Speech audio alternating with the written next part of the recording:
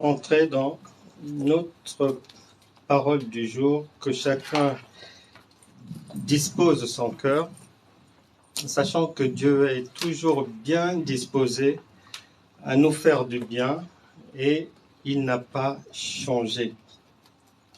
Aujourd'hui, le Saint-Esprit, poursuivant dans nos enseignements, dans ce qu'il nous demande d'avoir à l'esprit, de ne pas oublier, il voudrait nous enseigner sur quelque chose qui échappe souvent aux enfants de Dieu.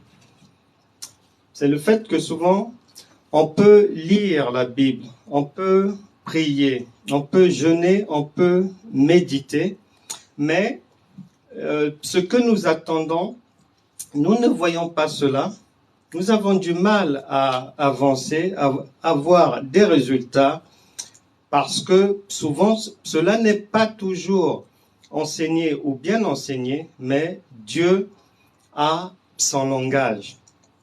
Il faut savoir que les hommes ont des langues, mais Dieu n'a pas de langue, il a son langage. Et avant que tous ces mots des alphabets ne puissent être mis sur papier, Dieu parlait déjà à l'homme et il était déjà là. Donc nous avons une difficulté d'entendre Dieu, de le comprendre, et une fois qu'on ne comprend pas ce qu'il dit, tout ce qu'on va faire derrière ne marchera pas. C'est pour ça que le Saint-Esprit voudrait aujourd'hui nous édifier sur sa manière de parler, qui échappe à beaucoup de gens. Et le message de ce jour est intitulé « Pourquoi leur parles-tu en parabole ?» Pourquoi leur parles-tu en parabole? On va lire Matthieu, chapitre 13. C'est notre texte de base.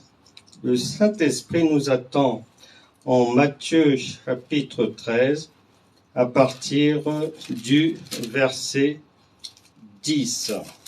Matthieu, chapitre 13, versets 10 et 11. Il est écrit: Les disciples s'approchèrent et lui dirent: Pourquoi leur parles-tu en parabole?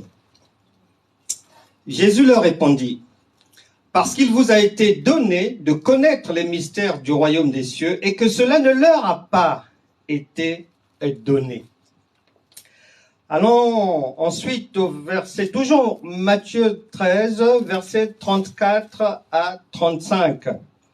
Jésus dit à la foule toutes ces choses en parabole, virgule, et il ne lui parlait point sans parabole, afin que s'accomplisse ce qui avait été annoncé par le prophète: j'ouvrirai ma bouche en parabole.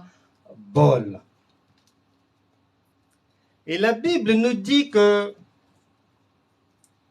Dieu n'a pas changé. Hébreux chapitre 13, verset 8 dit que Jésus-Christ est le même hier, aujourd'hui et éternellement. Jacques chapitre 1, verset 17 nous dit qu'en lui, il n'y a aucun nombre de variations. Il n'y a pas de changement ni de variation. Alors, si nous voulons continuer à marcher avec le Seigneur, si nous voulons continuer à avoir du résultat dans notre relation avec lui, une maman, lorsqu'elle elle parle à l'enfant, l'enfant comprend. Maman fait de son mieux pour parler un langage que l'enfant peut comprendre. Ce n'est pas dans l'intérêt de maman que l'enfant ne puisse pas comprendre ce que maman dit. Et le souhait de Dieu est que nous puissions comprendre d'abord que il est dit qu'il parle en parabole, il parle toujours en parabole à tout le monde. Ensuite, pour ceux qui deviennent enfants de Dieu, nous, vous, Éphésiens chapitre 2, verset 19 dit qu'à partir de là, nous faisons désormais partie des gens de la maison de Dieu. Et Ésaïe chapitre 26, verset 21, si quelqu'un avait un doute, si lorsque tu lis que nous faisons partie des gens de la maison de Dieu, bon, tu penses que c'est quelque chose de fictif ou c'est comme ça, c'est historique ou quoi? Non. Ésaïe 26, 21, il est dit car, voici, l'Éternel sort de sa demeure. Donc Dieu a sa maison. Et nous faisons maintenant partie des gens de la maison de Dieu. Et la Bible nous précise que, en fait, la parole adressée à la foule, c'est toujours en parabole.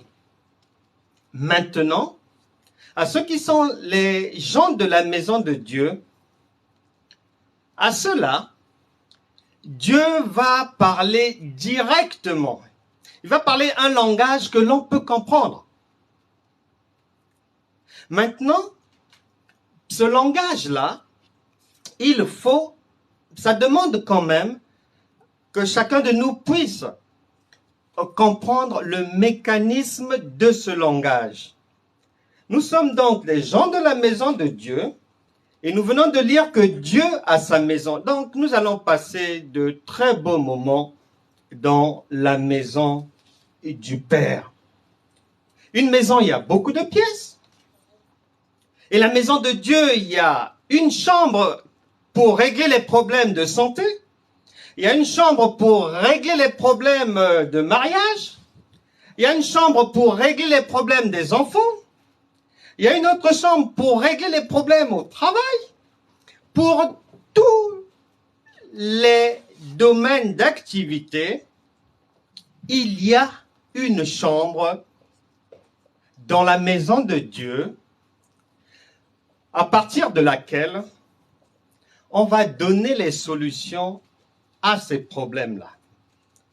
Problème de santé, chambre de la santé. Maintenant, dans la maison du Père, il faut être à même. Si j'ai un problème de santé, il ne faut pas que je me retrouve devant la chambre qui parle du travail, qui donne les solutions au travail. Il faut que je retrouve la chambre où se trouve le Père pour ne pas me tromper, parce que Dieu parle de sa chambre. Le Seigneur, il a sa demeure et il parle dans sa maison. Philippe a dit à Jésus, qui est en train d'enseigner certaines choses, ils ont trouvé que il ne comprenait pas bien. En Jean chapitre 14, verset 8, il a dit à Jésus, « Montre-nous le Père, et cela nous suffit. » Ce qui veut dire que chaque enfant de Dieu, lorsque Philippe dit à Jésus, « Montre-nous le Père, et cela nous suffit », parce qu'il sait que s'il trouve la chambre du Père, s'il trouve là où le Père parle et donne des solutions, s'il trouve dans la maison où se trouve Papa, il a obligatoirement la solution à son problème. Maintenant, Papa est une autorité, Dieu est un Père, il est responsable. Une autorité, un responsable ne fait pas du n'importe quoi, ne parle pas n'importe comment. Donc, notre Père a ses habitudes pour nous parler, à nous, ses enfants, qui sommes dans sa maison. On va aller contempler l'habitude que Dieu a, l'habitude qu'il a mise en place, le langage qu'il a mis en place, pour qu'on le comprenne facilement, nous, ses enfants. Pour que tout le monde ne le comprenne pas. Les gens qui n'ont rien à voir avec notre royaume n'ont pas à comprendre ce que notre Père nous dit en secret. Maintenant, comment ça se passe? Il faut d'abord se rappeler que Deutéronome chapitre 29, verset 29, il est écrit que les choses cachées sont à l'Éternel. Donc sa chambre, il faut la découvrir, parce qu'une maison, il y a beaucoup de chambres.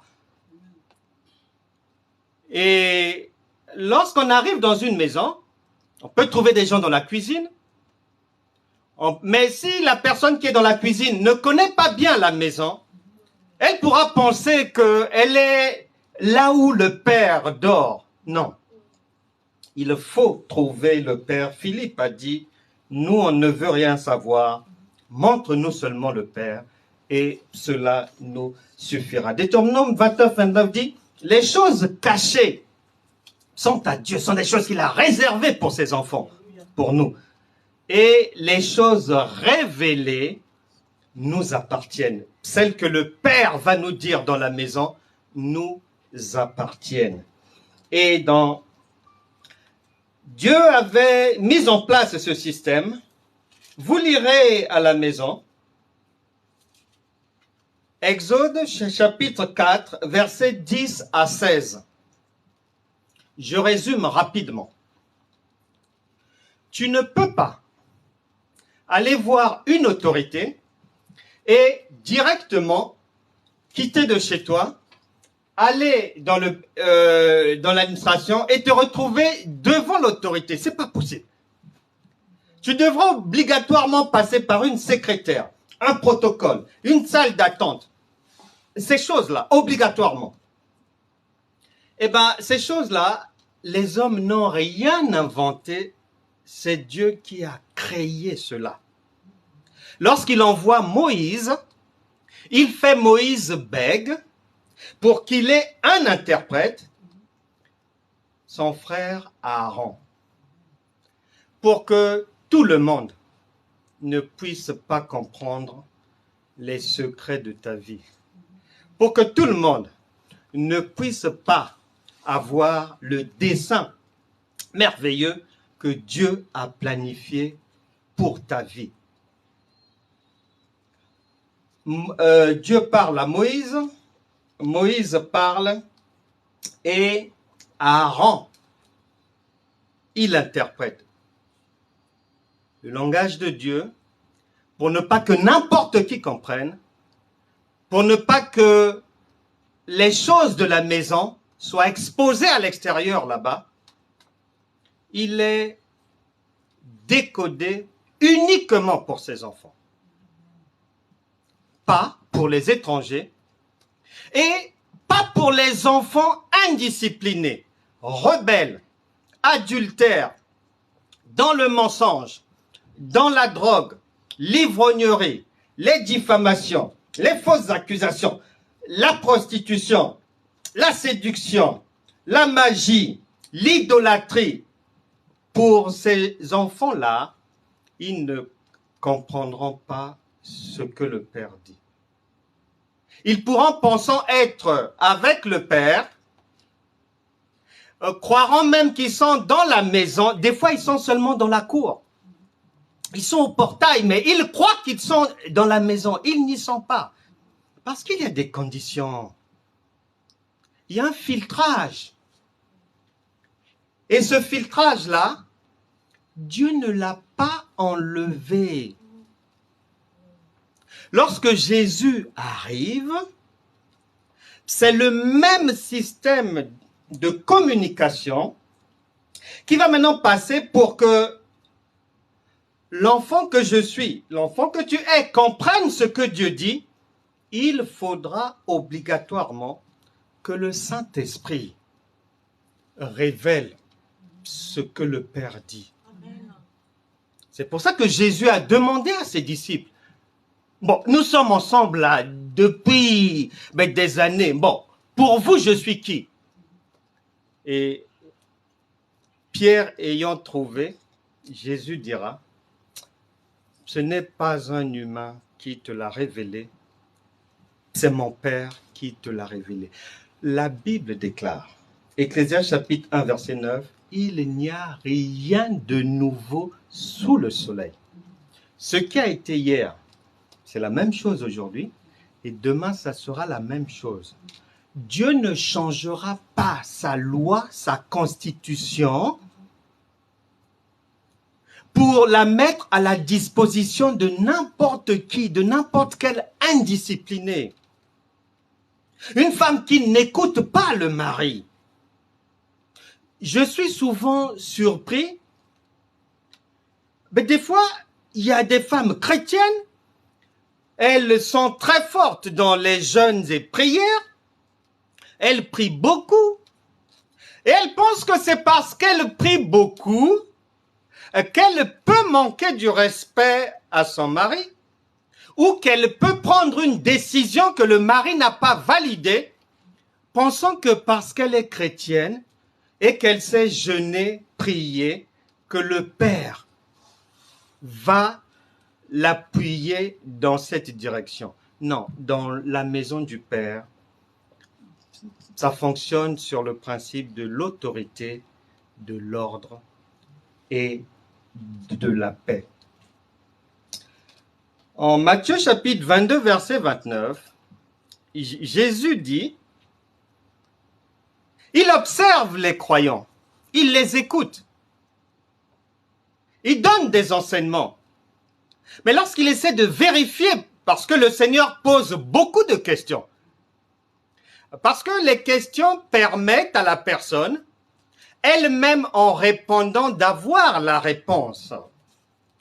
Et Jésus dit en Matthieu 22, 29 que vous êtes dans l'erreur parce que vous ne comprenez ni les Écritures ni la puissance de Dieu. Jésus ne s'adresse pas à des gens qui n'existent plus. Dieu s'adresse toujours à des personnes vivantes. Luc chapitre 20, verset 38, Matthieu chapitre 22, verset 32. Il s'adresse toujours à des personnes vivantes. Hier, l'interprète, c'était Aaron. Aujourd'hui, c'est le Saint-Esprit.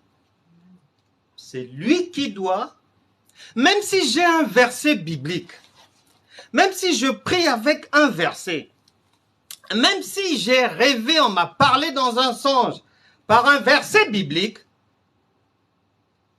si le Saint-Esprit ne me donne pas la signification précise, c'est-à-dire celle qui correspond à mon problème précis.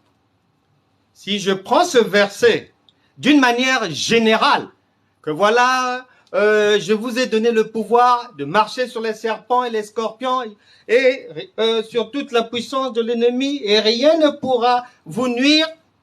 Si je me réveille sur la base de ce verset et que je me mets à injurier, défier, dire les sorciers, vous n'êtes rien, je vais marcher sur vous ou un tel.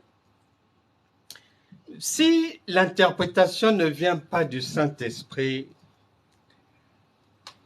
on va amèrement le regretter. Pensant que Dieu nous a lâchés. Non, Dieu ne nous lâche pas. Tant que nous sommes dans la maison du Père et qu'on a l'obligation, c'est comme l'enfant avec maman dans la maison. Il y a un ordre de fonctionnement de la maison. Il y a une manière de communiquer. Il y a un langage. Il n'y a pas d'injure dans la maison. L'enfant sait que ça, c'est sa chambre, ça, c'est la chambre de maman. L'enfant connaît ses limites. L'enfant connaît les habitudes de maman. Et c'est ce qui fait souvent défaut aux enfants de Dieu, c'est-à-dire de connaître les habitudes en matière de communication du Père. Nous allons dans Actes des Apôtres, au chapitre 8 et au verset 25. Actes des Apôtres, chapitre 8, verset 25. Tu pouvais peut-être te dire que Aaron, Moïse, c'est l'Ancien Testament, c'est la loi. Ok, d'accord. Venons maintenant au Nouveau Testament. Actes des Apôtres, chapitre 8, verset 25. Après avoir rendu témoignage à la parole du Seigneur et après l'avoir prêché, Pierre et Jean retournèrent à Jérusalem en annonçant la bonne nouvelle dans plusieurs villes des Samaritains. Il se leva et partit. Et voici un Éthiopien, un eunuque, ministre de Candace, reine d'Éthiopie, et surintendant de tous ses trésors, venu à Jérusalem pour adorer, s'en retournait assis sur son char et lisait le prophète Ésaïe, comme beaucoup d'enfants de Dieu, qui sont même dans la maison. Peu importe que quelqu'un soit encore dans la rue, pensant être dans la maison, jeûnant, priant, étant gentil, essayant de bien contrôler ses faits et gestes et paroles, que ce soit pour les enfants qui sont réellement dans la maison du Père et qui sont en train de vouloir rencontrer le Père parce que quelqu'un a un problème. Et comme Philippe, il dit non, moi, à droite, à gauche, c'en est trop. Ça fait 12 ans, je n'arrive pas à me marier. Ça fait 15 ans que la maladie est en train de me tuer. C'est trop. J'ai trop jeûné. J'ai fait beaucoup de neuvaines. J'ai beaucoup prié. Moi, tout ce que je veux maintenant, je veux voir le Père. Alors, il est dit que les gens lisent la Bible parce que l'eunuque éthiopien, verset 28, lisait le prophète Ésaïe. Et cette parole n'est pas pour les absents ni les personnes décédées. Donc, c'est pour nous les vivants. Nous lisons la parole de Dieu. Et il est dit quoi au verset 29? L'Esprit dit à Philippe, avance et approche-toi de ce char. Philippe a couru et entendu l'Éthiopien qui lisait le prophète Ésaïe. Il lui dit, comprends-tu ce que tu lis? C'est la grande question aujourd'hui dans la maison du Seigneur. Lire, c'est bien. Il y a 1 milliard, il y a toutes sortes de messages sur Terre. Internet est saturé par les enseignements et toutes sortes de plateformes de prière et de jeûne matin, midi, soir. Mais pour quel résultat? Il est dit, Philippe a couru et entendit l'Éthiopien qui lisait le prophète Ésaïe. Il lui dit, comprends-tu ce que tu lis? Il répondit, comment le pourrais-je si quelqu'un ne me guide? Et il invita Philippe à monter et à s'asseoir avec lui. Le passage de l'écriture qu'il lisait était celui-ci. Il y a le passage. Ensuite, au verset 34, l'eunuque dit à Philippe, je te prie, de qui le prophète Ésaïe parle-t-il ainsi? Beaucoup de serviteurs, d'enfants de Dieu, butent sur cette question-là. On lit la parole, mais est-ce qu'on la comprend comme le Saint-Esprit voudrait qu'on la comprenne?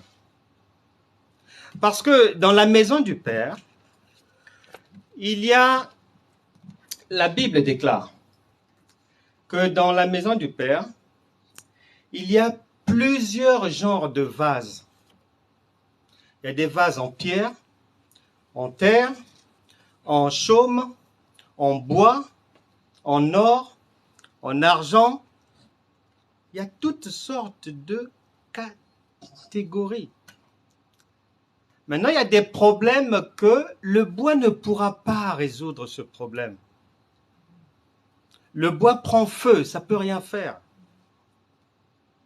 Il faut quelque chose qui résiste au feu, qui résiste au cancer, qui résiste aux sorciers, qui résiste à l'adversité sur le lieu de travail. Il faut quelque chose de solide.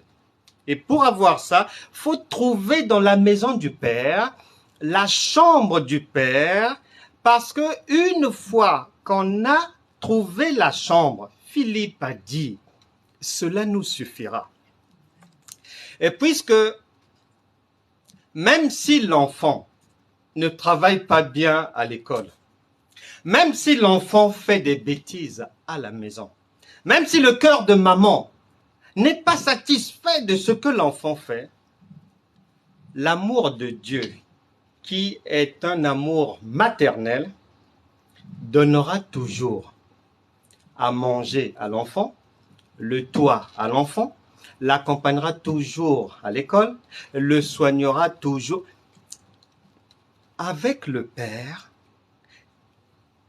il a dit, psaume 23, verset 1, « L'Éternel est ton berger et tu ne manqueras de rien. » De la même manière que l'eunuque éthiopien, il te faudra, peu importe le verset que tu lis, que tu as vu en songe, que quelqu'un t'a donné, qu'un prophète t'a balancé, il te faudra toujours.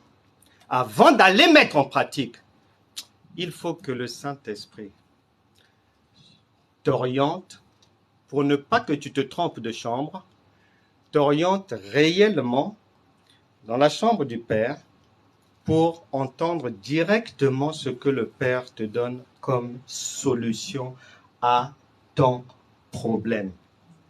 La Bible déclare, 2 Corinthiens chapitre 3 verset 6, la lettre, ça, tout ce qui est écrit là, la lettre tu, c'est-à-dire ça ne pourra pas résoudre ton problème si tu prends le verset et tu l'appliques comme ça sans que l'interprète qui est le Saint-Esprit, l'Esprit de vérité, ne puisse te donner la vraie signification qui correspond à ton problème. Parce que Dieu n'est pas un homme, c'est un esprit. Et cela veut dire quoi? Cela veut dire ceci. Tu prends un verset biblique. Tu prends par exemple Ésaïe chapitre 53 verset 5 qui parle de la guérison. Or, la Bible dit que l'Esprit de Dieu n'est pas lié. C'est un esprit libre et souverain. Chez les hommes, tu vas lire le verset, il parle de la guérison. Or, l'enfant ne peut pas donner des ordres à maman ou imposer à maman une manière de lui parler. Non. Maman est libre de parler à telle heure à l'enfant, de telle manière, libre, mais elle va seulement s'assurer que l'enfant va comprendre. Et Dieu étant un esprit, tu peux avoir un problème avec l'enfant, le Saint-Esprit va venir te donner ce verset. Maintenant, si toi, tu crois que c'est seulement la maladie et que c'est pas le verset qui va résoudre ton problème, tu es à côté de la plaque. Pour le même verset qui parle de la guérison, il peut te le donner pour résoudre un problème professionnel. Il est sans limite. Il est souverain. Un chef de l'État, il peut t'aider dans tous les domaines.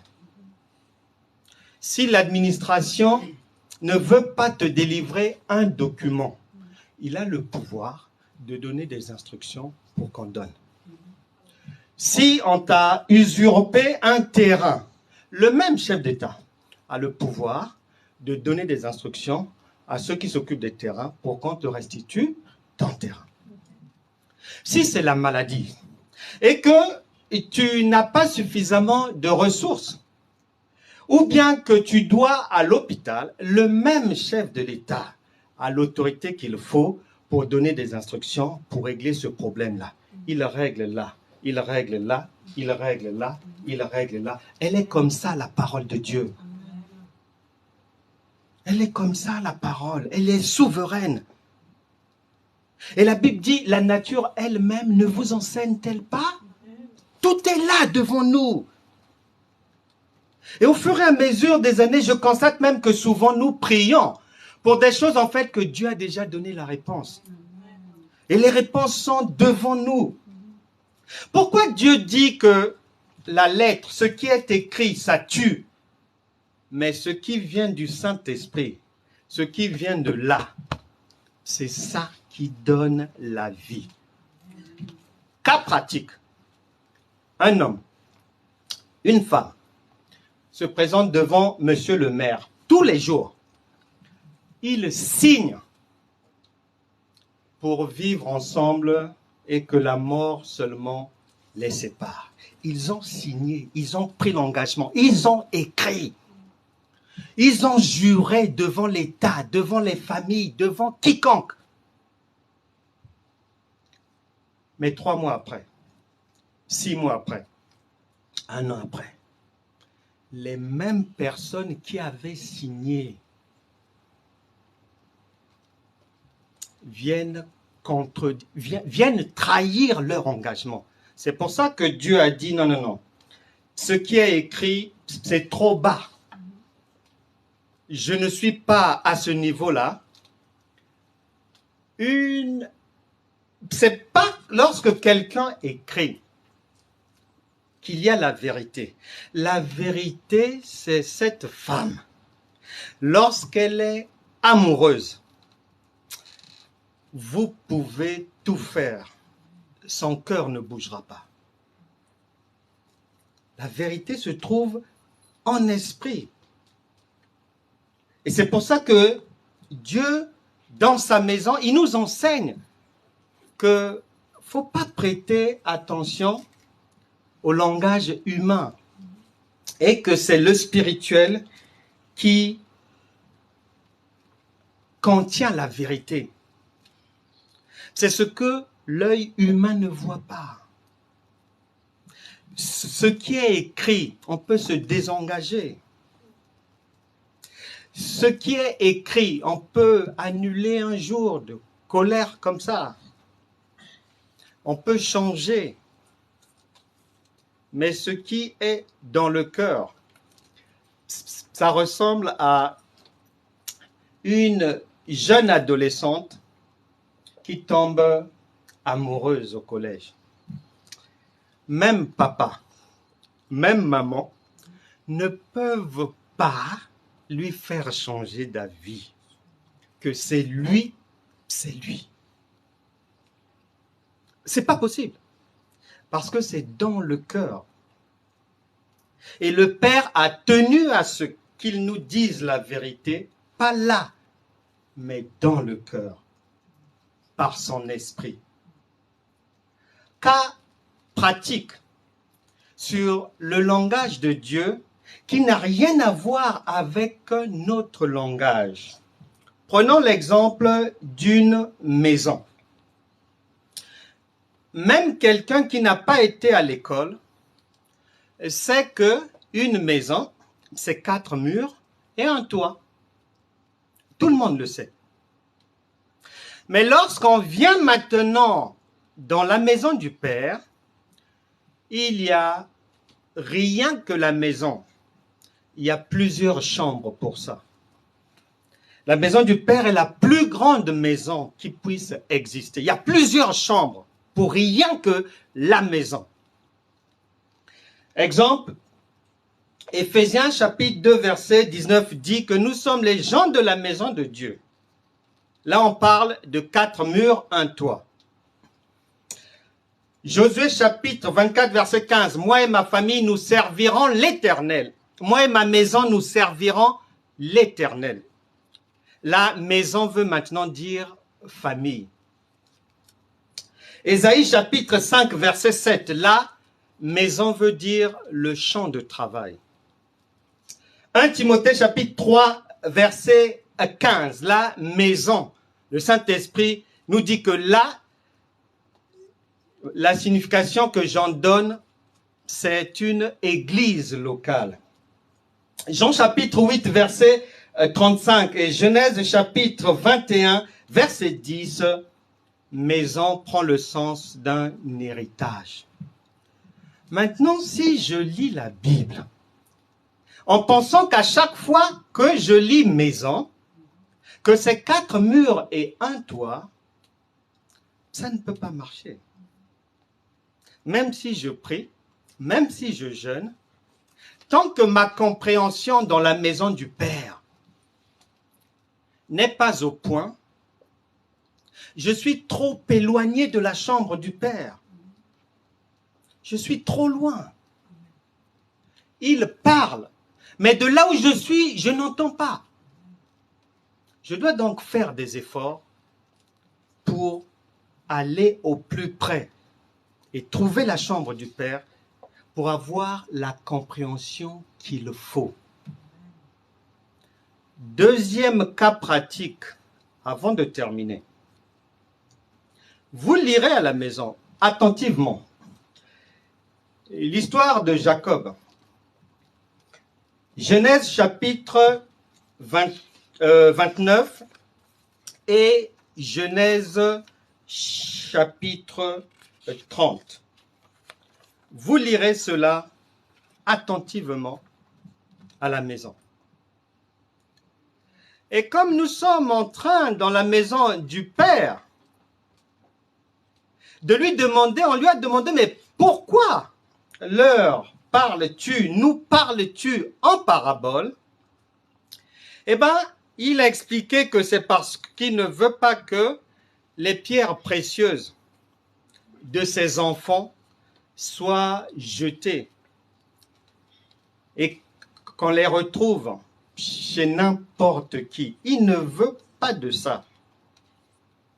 Et il ne nous a pas laissés orphelins comme ça, il a mis en place un système de communication bien huilé qui nous permet, lorsqu'on a conscience que lorsqu'on est dans la maison du Père, il y a plusieurs chambres, par rapport à ce problème-là, je dois tout faire pour trouver la chambre du Père, c'est-à-dire la signification exacte de ce qu'il me dit par rapport à mon problème précis. Cas pratique. Genèse chapitre 29, verset 30. Souvent, dans 99% des messages, vous entendrez l'histoire racontée c'est une histoire de femme, une histoire de mariage, une histoire d'enfant, une histoire de Jacob a été exploité chez son oncle Laban, etc., etc. Si tu t'arrêtes à cette compréhension, tu es juste au portail de la maison. Tu ne verras pas le Père. Pour voir le Père et qu'il te donne facilement la solution à ton problème, tu dois tout faire pour aller trouver sa chambre. Puisque nous sommes ensemble dans la demeure. Et je vais donner, puisqu'il y a un cheminement, quand tu arrives au portail, il y a la maison. Quand tu vas entrer, tu ne trouveras pas le Père dans les premières chambres, non. Donc, les premières significations que je vais avoir de ce que je lis ne seront pas les bonnes. Je suis obligé de faire appel au Saint-Esprit pour qu'il vienne m'expliquer, afin que je puisse me retrouver sur la même longueur d'onde de compréhension que le Père, c'est-à-dire face à face avec le Père. Genèse chapitre 29, verset 30.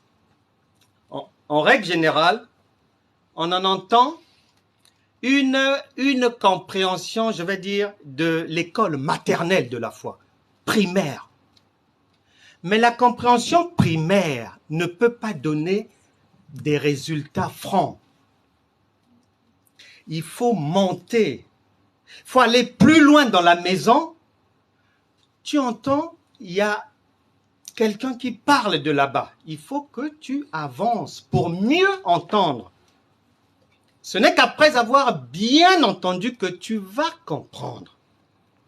Genèse 29, verset 30. Je vais résumer cela rapidement dans la compréhension du Père. C'est-à-dire, lorsque quelqu'un est en train de méditer la Bible, si le Saint-Esprit l'aide et qu'il comprend ce que le Saint-Esprit dit, il se retrouve maintenant face à face avec le Père après avoir fait le parcours suivant dans l'effort d'écoute et de compréhension. On parle de Rachel dans ces 2 chapitres. Rachel, c'était la femme que Jacob aimait. Elle représente l'épouse de la grâce. Genèse chapitre 29, verset 18. Jacob n'a jamais demandé à épouser Léa. Il était amoureux de Rachel. C'est elle qui avait trouvé grâce à ses yeux et dans son cœur. Elle représente la grâce de Dieu. Léa, celle qu'on a donnée à Jacob pour épouse, lui, il n'a jamais pensé à elle et elle va lui être imposée.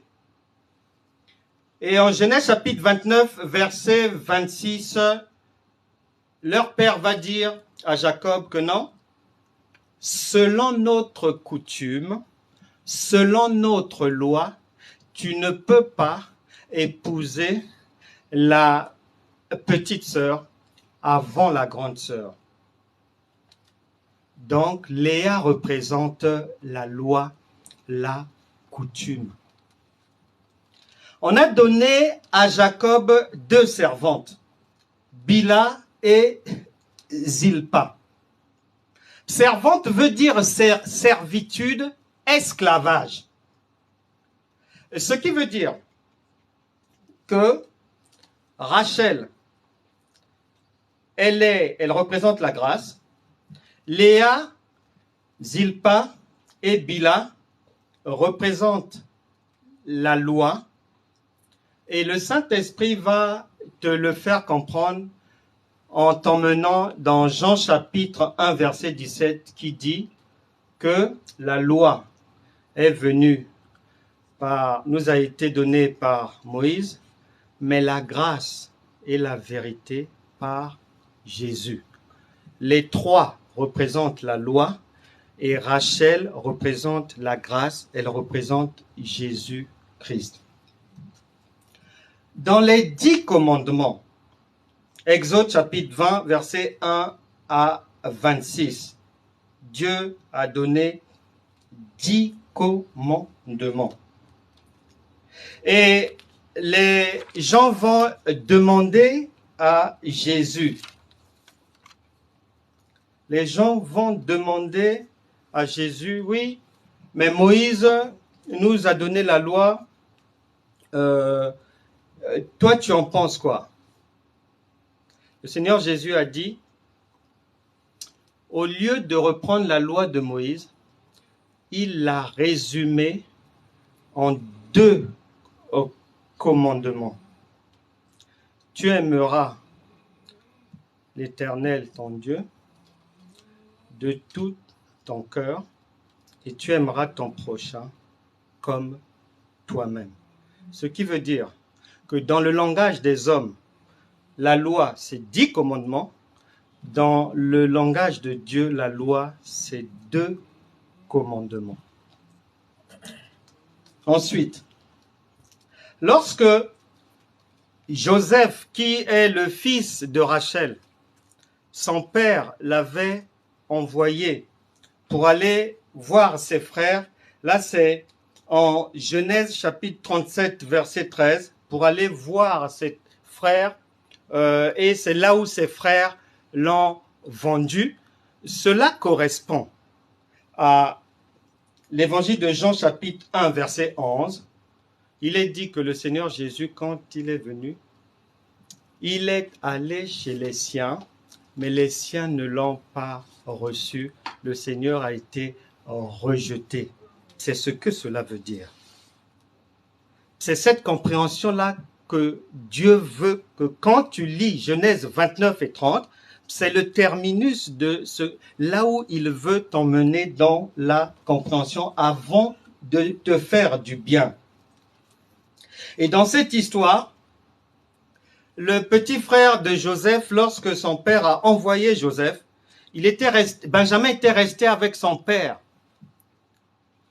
Jacob. Cela représente l'attachement à Dieu et le mouvement de Jacob vers ses frères, ça représente l'amour du prochain. L'attachement à Dieu et l'amour du prochain. Jésus résume les 10 commandements en Matthieu chapitre 22 à partir du verset 34. Il est dit ceci. Les pharisiens, ayant appris qu'il avait réduit au silence les Sadducéens, se rassemblèrent. Et l'un d'eux, docteur de la loi, lui fit cette question pour l'éprouver. Mec, quel est le plus grand commandement de la loi? Jésus lui répond, tu aimeras le Seigneur, ton Dieu, de tout ton cœur, de toute ton âme et de toute ta pensée. C'est le premier et le plus grand commandement. Verset 39. Et voici le second, qui lui est semblable. Tu aimeras ton prochain comme toi-même. De ces 2 commandements dépendent la loi et les prophètes. 10 commandements chez nous les hommes, c'est résumé en 2 commandements chez Dieu. Et ce sont des commandements que nous ont apporté le Seigneur Jésus-Christ, qui est un facilitateur, un simplificateur. Il est venu nous simplifier la vie. De 10, il a trouvé que non, il y a trop de tracas. Non. Il a résumé ça en 2. Parce qu'il est venu nous faciliter la vie. Si pour obtenir quelque chose de Dieu, quelqu'un doit prier de minuit à 6 heures du matin, quelqu'un ne doit pas dormir pendant plusieurs jours et se rider le visage pour obtenir quelque chose d'un Dieu d'amour, alors que même une maman, pour faire du bien à son enfant, ne pose pas de conditions. Ça, c'est quel Dieu? C'est pas possible. Dans la maison du Père, une fois que quelqu'un est dans la maison, il y a à boire et à manger. Les choses sont difficiles lorsqu'on est à l'extérieur de la maison. Mais une fois qu'on est dans la maison, les choses deviennent plus simples. Jésus est venu nous faciliter la vie. Il a pris nos douleurs, nos larmes, tout ce qui nous donnait des insomnies et il nous en a débarrassés à la croix. Et c'est lui, par son esprit, qui nous donne les tuyaux, qui nous donne la bonne information, qui nous donne la bonne attitude à avoir au travail, dans la famille, parmi les amis. C'est le Saint-Esprit qui nous donne les significations, les interprétations authentiques de la parole de Dieu pour nous permettre d'atteindre, d'arriver jusqu'à la chambre du Père. Et une fois que ta compréhension te permet d'atteindre la chambre du Père, le Père dit que vous n'avez encore rien demandé, demandez maintenant afin que votre joie soit parfaite. J'ignore les problèmes par lesquels tu passes. Et dans une maison, plus on est éloigné de la chambre du Père, moins on entend, moins on comprend, moins on est béni et moins on a les choses facilement. Mais plus on se rapproche de la chambre du Père par la compréhension de ce qu'il est en train de dire. Parce qu'il ne faut pas que je me trompe de chambre. Il faut que je trouve sa chambre. Et ce n'est qu'après avoir trouvé sa chambre, par la compréhension, que le face-à-face avec le Père, il te dira, tu n'avais encore rien demandé parce que tu demandais dans la rue. On ne demande pas à une autorité à distance. Ça ne va pas. On demande à un chef de l'État lorsqu'on est en face de lui. À une reine lorsqu'on est en face d'elle. À un premier ministre lorsqu'on est en face. Mais pas lorsqu'on est à 2 km, 5 km. Ça ne passera pas. Même si la garde entend, ils ne diront pas à la reine qu'il y a un monsieur là-bas qui dit ceci, cela. Non. C'est à la personne de faire l'effort, de remplir les conditions qu'il faut pour se retrouver devant la reine et poser son problème et voir son problème être résolu. Nous allons maintenant prier. Puisque nous sommes maintenant, on est arrivé par la compréhension dans la chambre du Père. Philippe avait dit que nous, trop parler, non. Montre-nous seulement le Père, montre-nous sa chambre. Et cela nous suffira. Lorsque tu te retrouves devant monsieur le maire, devant un chef de l'État, un premier ministre, rien que de l'avoir face à face, tu sais que ton problème de logement est réglé. Parce que pour lui, résoudre ton problème, ça ne lui coûte rien. D'ailleurs, dès que tu seras parti, il t'aura même oublié. Parce qu'il passe la journée à faire du bien, du moins. Il est à cette place, on est roi, reine, chef de l'État, ministre, pour servir les autres. Donc il est habitué à servir. Et c'est ce que Dieu veut encore faire pour chacun de nous aujourd'hui.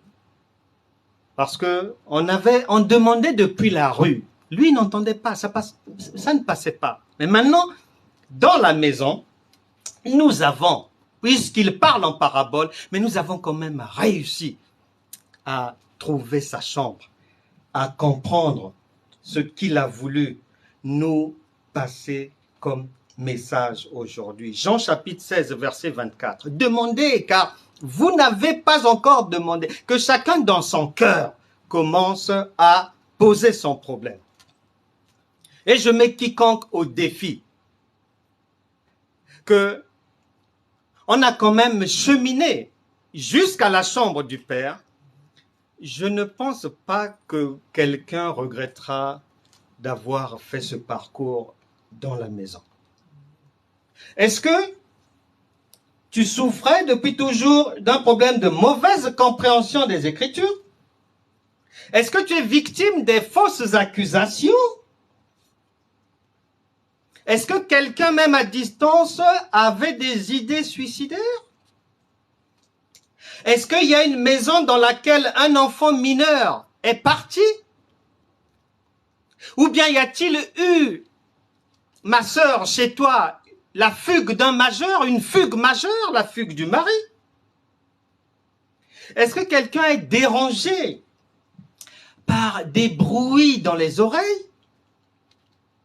Est-ce que quelqu'un entend des voix étranges? Y a-t-il une présence anormale dans ta maison? Beaucoup de gens sentent des présences dans la maison. Et des fois, il y a même des choses qui bougent. Mais les gens souvent n'ont pas la solution à ce genre de problème. Est-ce que tu t'es retrouvé victime d'une mauvaise interprétation d'un songe? Parce que, par exemple, il y a beaucoup de femmes ayant fait plusieurs rêves dans lesquels il y a des enfants, il y a des pleurs d'enfants, ont cru que Dieu leur demandait d'aller aider les orphelins ou d'aller travailler avec les enfants, de faire une activité où il y a des enfants. Malheureusement, plusieurs mois après, des années après, il y a des problèmes, de sérieux problèmes, et la personne doute. Est-ce que c'est Dieu qui m'avait réellement dit de le faire? Et beaucoup de femmes se trompent parce que souvent, quand tu rêves d'enfants comme ça, le Saint-Esprit apporte à ta connaissance l'information selon laquelle il faut que tu pries pour chasser des enfants spirituels qui sont avec toi dans la maison. Et tant que ces enfants spirituels sont là, ils vont perturber les enfants physiques. Ils sont parfois les causes de divorce. Maintenant, si tu ne comprends pas ce que le Saint-Esprit avait dit, tu vas aller te tromper. Est-ce que quelqu'un s'est trompé? Comme ça, nous allons prier. Est-ce qu'il y a quelqu'un qui a perdu son emploi? Est-ce qu'il y a quelqu'un qui est dans l'inquiétude parce que le mari se drogue, l'enfant se drogue? Est-ce que c'est l'alcool à la maison? Est-ce que ce sont les soucis financiers?